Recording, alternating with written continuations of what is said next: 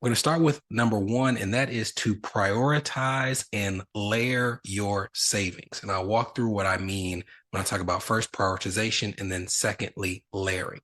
Prioritization means that I do feel that even though we don't necessarily know that we're going to have a rough period in the market, that there are various reasons why this is a time where having a fully stocked emergency fund would be useful. And some of that has nothing to do with like stock market forces and everything to do with like the labor market. As a matter of fact, if I look at almost any industry with which we work in terms of clientele, I can tell you that there's unrest in the healthcare field, there's unrest in the marketing field, there's unrest in the tech field. So to me, that would be a huge reason why now more than ever you would want to make sure that you follow some of those quote unquote rules of thumb when it comes to how much you have in savings. Some of those rules of thumb would be that if you are a single income household or a household that heavily depends on things like sales and commission income, that you should have 6 months expenses set aside.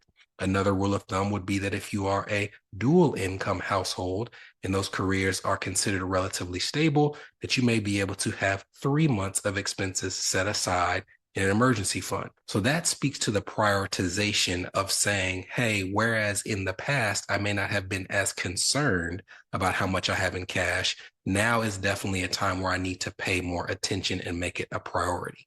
However, having that be a priority can give you the impression that having an emergency fund means that all of those funds have to be in cash or in regular savings. I don't think that's the case. And that speaks to the layering element of this recommendation. I am a big fan of layering your savings and your liquid cash flow so that you have a certain amount available in case of an extreme and immediate emergency. You have another pool of money that's available where, hey, I can get this money, but it may take me 2 or 3 business days. And then another layer available that says, hey, I can afford to take a little more risk because I would only have to tap into these funds if there's something that's an ongoing emergency, like an extended job loss or a major healthcare scare. But it's not necessarily required that this portion of my funds be as liquid. So let me give you an example based on my household, the stability or dependability of my income and my spouse's income, and give you an example of how I would prefer to prioritize and layer our emergency fund. I would always like to have at least 1 month's expenses available in quick cash. So in a checking account or in a money market fund that can be immediately transferred to my checking account. So that would be month one. Month 2 to 3 may be something that I want to have access to in a savings account at the same bank. I want to be able to log into that account and make an instant transfer from savings to checking. Remember, in this scenario, we're talking about being more than a month removed. So this is something where it's like, hey, maybe my wife is between jobs or I just have a rough couple of months. I don't have to worry about, oh man, I need this money immediately. I can immediately go transfer from that savings account to the checking account.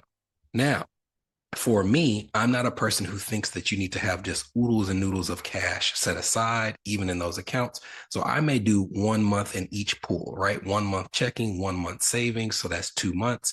And anything from maybe 3 to 4 months, I would put in a high yield savings account. We've talked about these ad nauseum, where instead of your local bank where you're getting, not even 0.5%, maybe you're getting 0.1% in terms of an interest rate.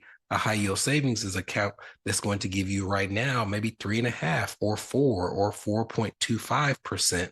So even though the money's in cash, you're getting a higher return on your investment by having that high yield savings account. And anything beyond that period, I'm going to have in a non-qualified brokerage account. Because to me, it's not something where I'm worried about the day-to-day activity of that brokerage account, even if it's in the stock market going up and down, because it is the fifth and sixth or beyond month of our emergency fund. And in the scenario where it's looking like we may use it, I have a lot of time where I can adjust the allocation or the aggression when it comes to how it's invested. So I'm still having or making sure we have that 6 months accessible, but that does not mean in terms of how it's layered that it all has to be in cash that I can access immediately, because it's unlikely that you're going to have a 6 month worth emergency where you need all of those funds immediately.